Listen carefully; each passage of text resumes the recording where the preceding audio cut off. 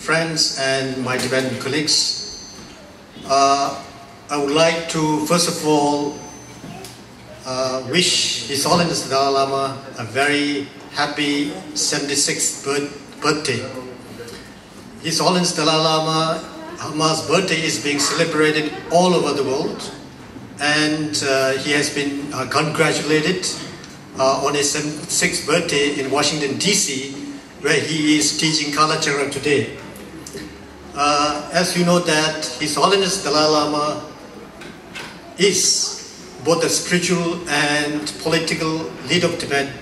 Very recently, he was born in a small farming family in Takzir in Amdo province. Today it's called Xinghai by the Chinese. He was recognized as the reincarnation of the 13th Dalai Lama at the young age of 4.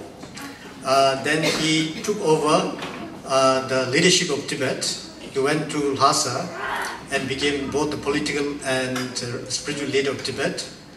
But his leadership has to undergo one of the most difficult periods of the Tibetan history. At a very young age of 16, the Tibetan people requested him to take over the political responsibilities of Tibet when China invaded Tibet in 1949 and 50. So at a very young age, he has to take the most difficult period of Tibet's leadership of Tibet's history because of Chinese forceful invasion of Tibet.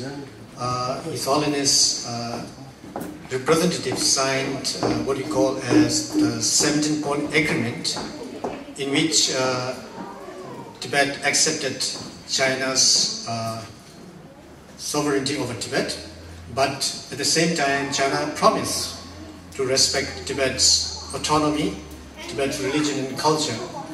But with that signing of the agreement, Chinese People's Liberation Forces, they occupied whole of Tibet, and because of that one, they started violating all the articles of the 17-point agreement, which led to the revolt in Tibet. And His Holiness Dalai Lama, at a young age of 25, he has to go to India as political refugee, and since then he has been living in India and leading the Tibetan people's freedom struggle. So His Holiness the Dalai Lama, as I said, came into this role to lead the Tibetan people at the most difficult period of our history.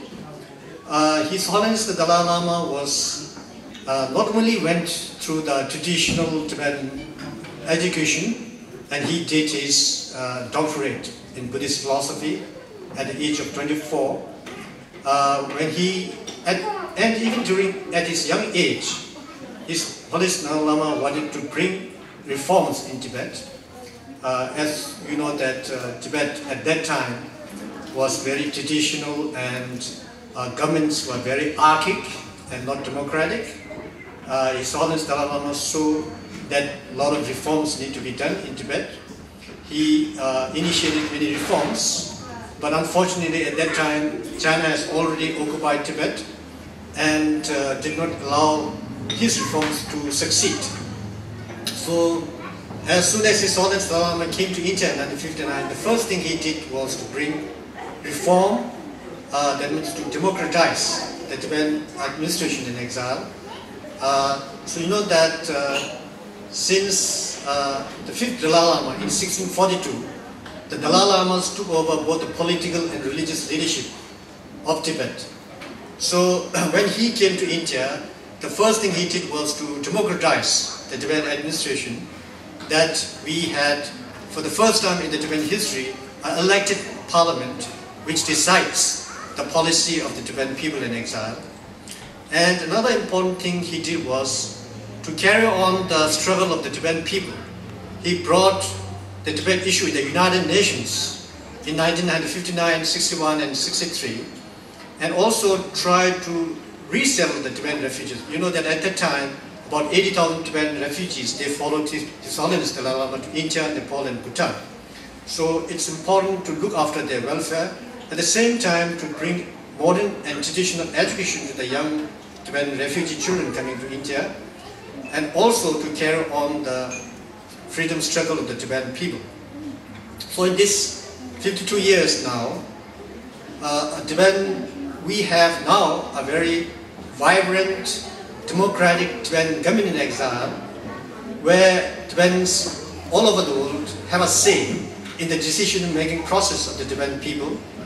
And now we have at the moment an elected Prime Minister, or we call it Kamen Tiba, elected by the Tibetans living all over the world except Tibet.